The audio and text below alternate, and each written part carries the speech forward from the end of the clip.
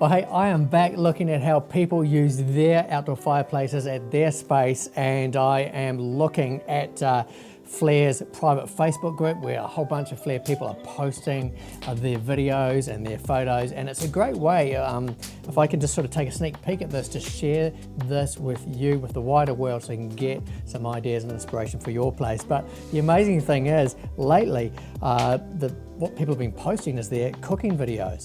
And so I want to share with you a few with you because it looks pretty good. I'm starting off with Matt Satherley, and he, in April, just gone, well, it was a couple of days ago, he's just cooked himself a brisket, a 12-hour brisket up in his chimney, and man, looks amazing. Cooking brisket is tricky for anybody. Doing it in the fire is super tricky because you got to get the fire, keep the fire going. You've got that brisket sitting up in the chimney, hiding away so you can't even see it.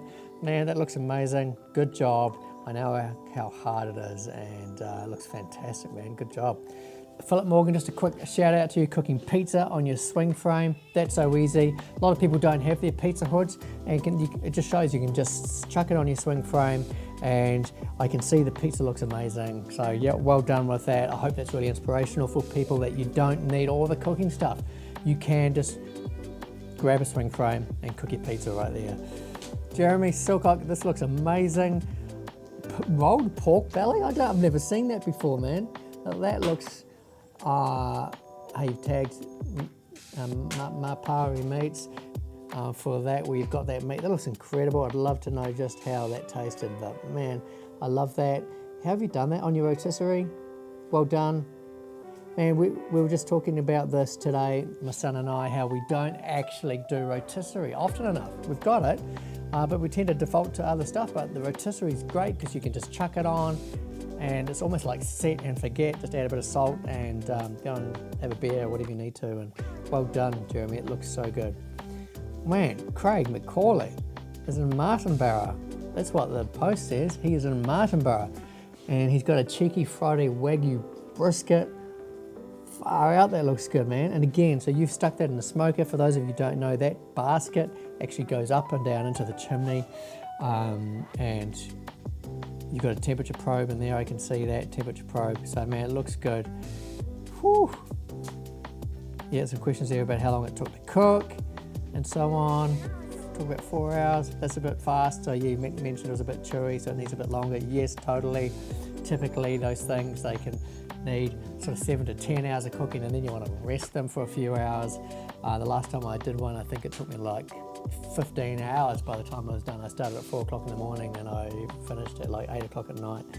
I don't know how many hours that adds up to, but that's how long it took. Oh look, there's me with all of my kids and a lot more, a few more. I don't even know who half of those kids are, but we cooked up a bunch of pizza and that was awesome. Oh, that's my daughter's birthday. Happy birthday again, Jess. That was ages ago, but you know. Okay. I just want to shout out to Luke Southall cooking a rump cap. What is a rump cap? Maybe you could let me know. Is it the cap of the butt? Butt cap? Rump cap. It sounds to me like something at the end of the butt that you are cooking. So I hope that tasted good. It looks really good. Don't know that, mate. Try not to give you a hard time. Just never tried rump cap. Oh, is that, yeah, no, I don't know.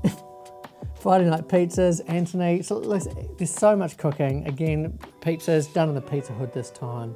Well done, man. Portley Griffith, man, you're always on Facebook.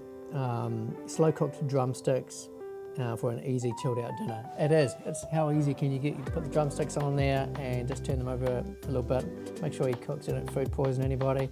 My kids always hate that when I cook chicken. Always testing it. Is this cooked, Dad? I'm like, yes, it's cooked. Sometimes it's not, but you know, they're still alive, so that's good. And wanted to shout out also to David Burns on this boned and rolled chicken in the rotisserie. Another example of simple food. Chuck some chicken on a rotisserie, go and mow the lawns, whatever it is. So simple. That's awesome, man. Now I want to shout out to ET. We call him ET because his name's a bit complicated. Etienne Eckstein, mate.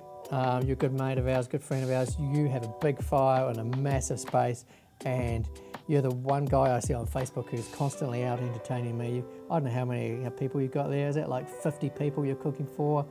Well done, man. Love to see you cooking on your flare fire, and I hope to get to your place sometime and cook on yours. But it just shows how you can use your fire to entertain, and when you light a fire, people gather, and that's sort of one of the reasons we do this video, is just to encourage you and to inspire you to put a fire at your place. That's all the stuff I'm going to comment on today. I hope that's been helpful. Any questions on cooking on fire or a flare fire or an outdoor fire at your place, just reach out to my team. Catch you next time.